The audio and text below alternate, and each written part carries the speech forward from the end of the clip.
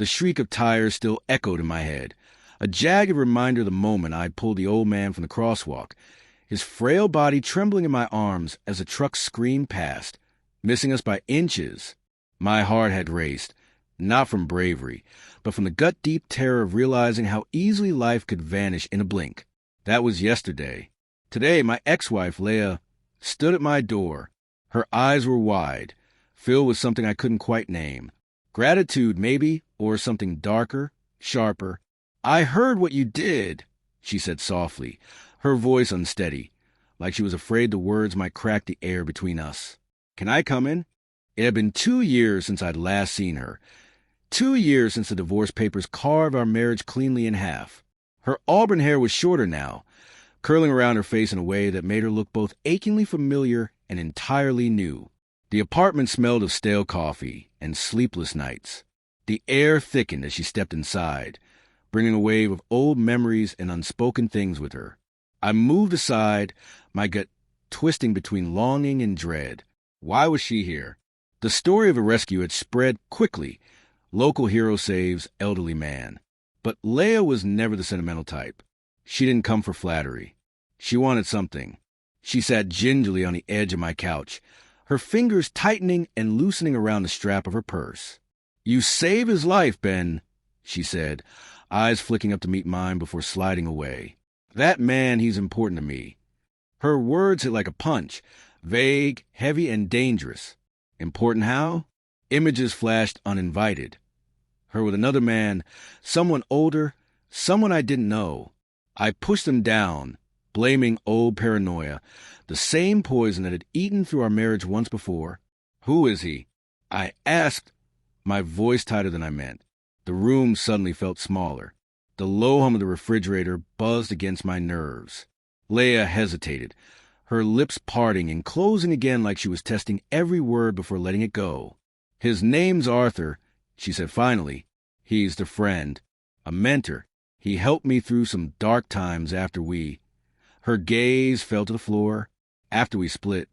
The unfinished word, split, hung between us, sharp as broken glass. I nodded slowly, swallowing back the bitterness burning up my throat. A mentor? Sure. But the quiver in her voice, the faint tremor in her hands, they said more than she wanted to. I wanted to believe her. I really did. But the old doubt stirred awake, familiar and relentless. Leah had always been good with half-truths, saying just enough to make you question what she wasn't saying. "Glad he's okay," I managed, forcing a flat tone. "But why are you here? You could have called." My eyes searched hers for the woman I used to love, the one who once promised forever before it all crumbled. But she looked away, and that small motion felt like betrayal all over again. "I needed to see you," she murmured, "to thank you in person, and to talk." Her hands twisted the purse strap tighter, her knuckles white. The air between us grew dense, humming with something unsaid. I leaned back against the kitchen counter, the cold edge biting into my palms, grounding me against a rising storm. "Talk about what?" I asked, pulse quickening. The memory of our last fight flickered in my head. Her tears, my accusations, the way she'd walked out without looking back. I'd replayed it for months, wondering if I'd been too suspicious, too hard, too late to see what she needed. Now she was here again, and it felt like another test I wasn't sure I could pass. She stood, pacing to the window. The gray city skyline framed her silhouette. "Arthur's not just a friend," she said finally, her voice trembling. He was my therapist, Ben. After we ended, I was a wreck. He helped me find myself again." Her voice cracked on the last words, raw and fragile. A therapist, not a lover. At least that's what she said. So why did her tone sound like there was more beneath it? I crossed my arms, my voice low and even. "So you came here because I happened to save your therapist's life. That's all." It came out sharper than I meant, and she flinched, her eyes bright with unshed tears. "No," she whispered. "I came because when I heard what you did, it hit me how much I've lost, how much we've lost." Her voice broke, and for an instant I saw the Leah I fell for, vulnerable, sincere, heartbreakingly human. But then I remembered the late nights, the cold distance, the unanswered calls. The way her warmth had slowly turned to silence. "What are you saying, Leah?" I asked, my voice rough. "You walked out 2 years ago. Didn't look back. And now you're here because I pulled some guy out of traffic? What do you want from me?" She took a step closer, her scent, lavender and something sharper, like regret, filling the air between us. "I don't know," she whispered. "I just saw your name in the news and it hit me. I never stopped loving you, Ben, even when I ruined everything." Her words sliced through me. Love. She dared to say it now, after all of it.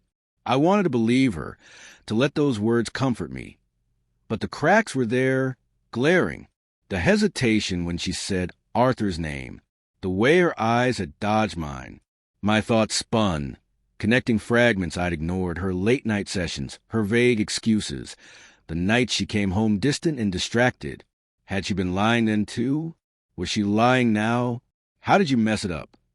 I asked, voice cold and deliberate.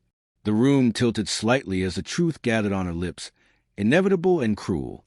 She swallowed hard, her hands trembling now. "I wasn't honest with you," she said, barely audible. "Not about Arthur. Not about a lot of things." My heart clenched painfully. "What things?" I demanded, stepping closer, my voice breaking. The air thickened, heavy, suffocating, as her eyes filled. "Arthur wasn't just my therapist," she said finally, tears spilling. "We got too close. It wasn't planned. I was lost, and he was there. And she broke into a sob. I barely heard it over the roar in my head. "You slept with him?" I said flatly. Not a question.